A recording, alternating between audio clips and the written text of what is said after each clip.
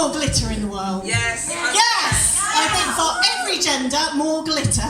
I don't think we'd be having as much war if there was more glitter. I really can't fucking breathe in this. I actually faint. Oh, so give me a cheer if you've had a great time tonight! Oh, you can do better than that. Have you had a good time tonight?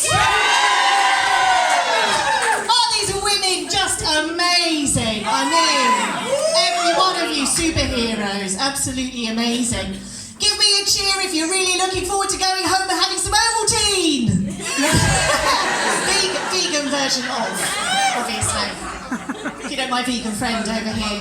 Give me a cheer if you think my bum looks big in this. Thank you. That's the right answer. Yeah. Oh, Rob, you're smiling. I'm doing it well. I'm doing well so far then. Yeah, I was worried that Rob was going to just sit there and look really stoic and occasionally heckle.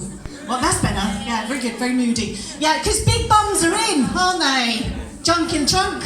That's in. Because apparently women's bodies, rather like handbags and wallpaper and dogs, have fashion trends.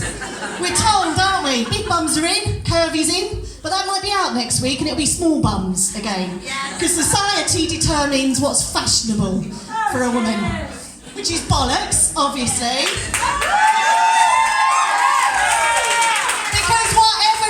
You are is in fashion. Whatever shape and size you are is amazing. So we don't worry about that. But we still put on corsets that we can't fucking breathe in.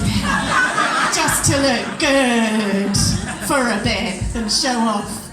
Yeah, well, I hate these adverts you get from personal trainers where they say, get yourself ready for the summer, get bikini ready. Like there's a particular look you're meant to have before you can enjoy yourself. And they'll show you the woman before, slightly bigger, apparently that's hideous, and what you should be aspiring to is this more svelte figure. Now, bollocks to that. I mean, my personal trainer's in. Hello! What do we do at the gym, Kieran? We fuck about, what we do, isn't it? Yeah. No working on bikini body, no, fucking about, lots of it. Yeah. I mean, he skips around, I'm going to completely out him now, skips around farting, see if he can knock me out doing that. Tickles me, true story, when I'm lifting 80 kilos of weight. That was funny, I nearly died. That was hilarious. So that's why I go to the gym. I go to the gym, my fitness goals are basically fuck about, have fun. That's why anybody should exercise first and foremost. Improve my overall fitness, generally, support my mental health, and hopefully be able to lift a small family car over my head. That's the goal. It's important to be able to do these things. You never know when you might be called upon to do it. So, don't let anybody tell you, oh, that's the thing. That's what I was going to say next. It's not what you look like that matters anyway, is it? It's what's on the inside. It's how kind you are, isn't it? Yeah. Yes and no.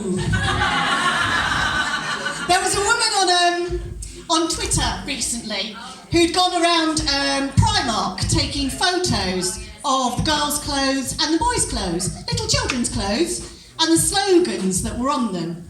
And the girls, it was, be kind, be happy, smile, rainbows, be a fucking princess.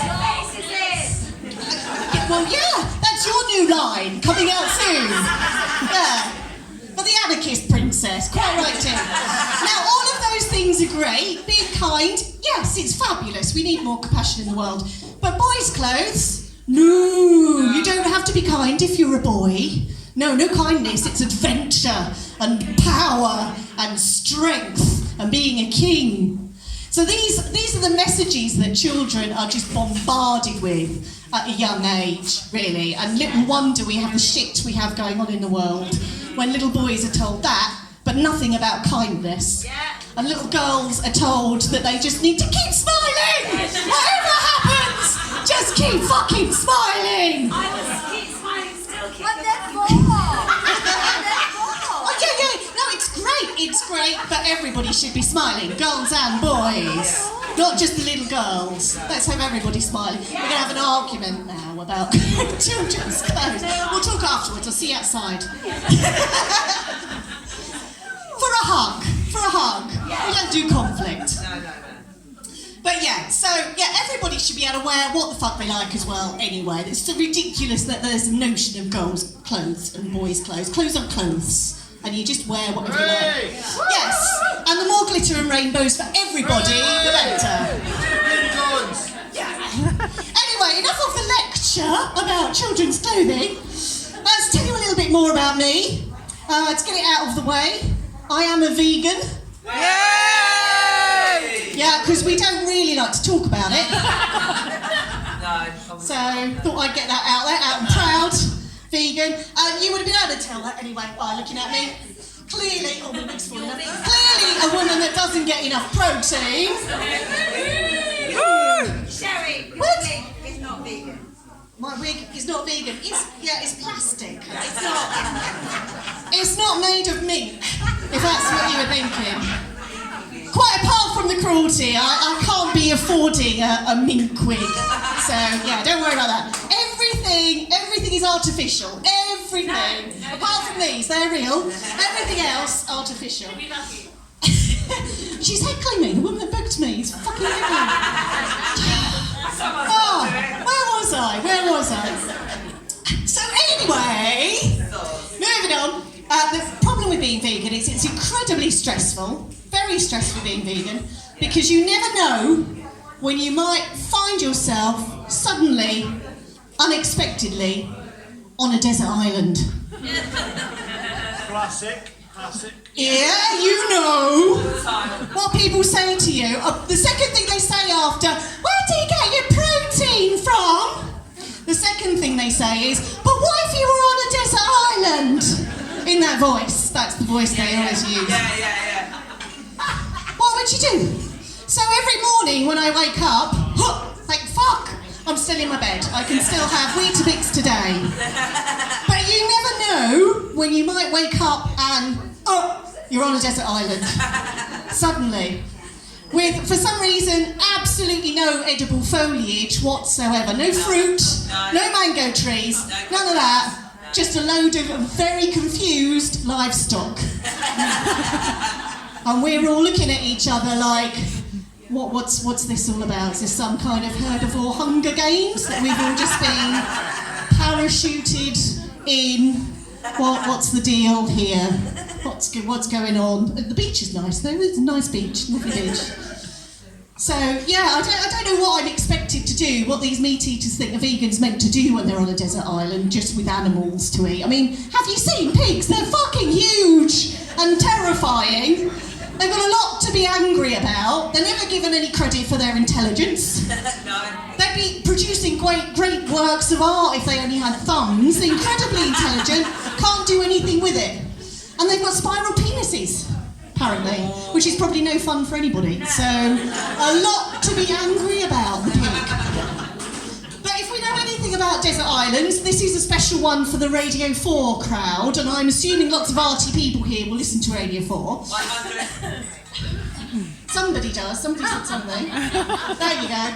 So you're familiar with the concept of desert island discs. Yeah. So we do at least get 3 books to have with us. We've got a copy of the Bible, because the one thing you want when you're on a desert island is a jolly little read, full of lovely stories about slavery and rape and people being stoned to death for eating prawns.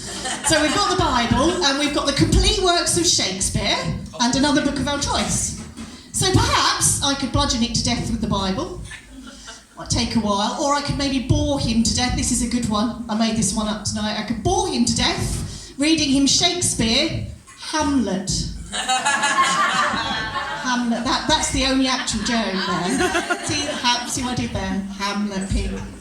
Oh, or maybe I could just like paper cut him and wait for them to get infected and wait for him to die of infection. So there's always that. Although, if desert island discs is a real thing, you get given, basically, to go live on a desert island, books and records. No knives, no flint, no Rainiers. No, you get books and records. So if I can play my record, then presumably, somewhere on this island, there's a cafe. Yeah. Which hopefully serves vegan food. So what would happen to me as a vegan if I suddenly found myself on a desert island? Well, I'd be very confused for a while. out, and then I'd probably be trampled to death by a group of very angry pigs. So I think that's probably about my time, telling my little stories about myself. And I know, right? But before I leave, because I know you've all got homes you want to get to, I would say, while you're all here, and thank you for being such an attentive audience. I could show off for a lot longer because I just fucking love it. But I won't, because we need to wrap up. But I would say there are still not enough women in comedy. So, and I know there are lots of hilarious women. I'm looking at you, Tabitha. I know there, and you, Jess, definitely.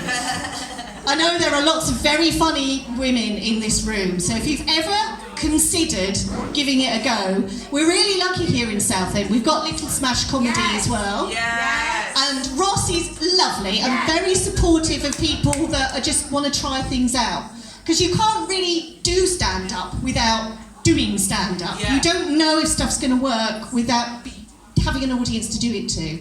So do think about it. I mean, I'm happy to give you some tips because I'm obviously a consummate professional. Having done this about 8 times. We love you, Sherry. So, yeah.